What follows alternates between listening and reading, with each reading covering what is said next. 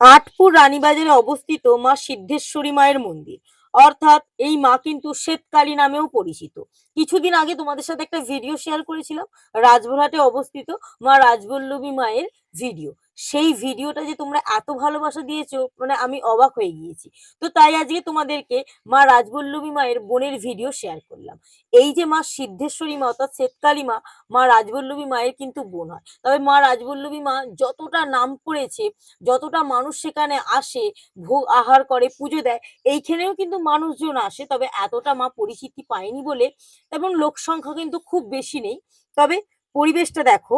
আর এখানে কিন্তু রাজবল্লভী মায়ের মতোই বিরাট বড় এলাকা নিয়ে মন্দিরটা তৈরি। মা কিন্তু খুব জাগ্রত, মায়ের কাছে কিন্তু অনেকে পুজো দিতে আসেন, এবং যারা মানে ভোগ সেবা করতে চায় তারা কিন্তু তার আগের দিন এসে এখানে নাম লিখিয়ে যেতে হয় এবং টিকিট কেটে রেখে যেতে হয়। কারণ রাজবল্লভী মায়ের মতো তো এত মানুষের ব্যবস্থা নেই যে এলে ফিরে যাবে না, কিন্তু এখানে যদি মানুষ না আসে, ভোগ করে যদি নষ্ট হয়, তার জন্য কিন্তু এর ব্যবস্থা করা আছে। যেদিন তোমরা যাবে তার আগের দিন এখানে নাম লিখিয়ে আসবে, এবং মা কিন্তু এখানে প্রচন্ড জাগ্রত, এখানেও কিন্তু মানুষ পুজো দিতে যায়।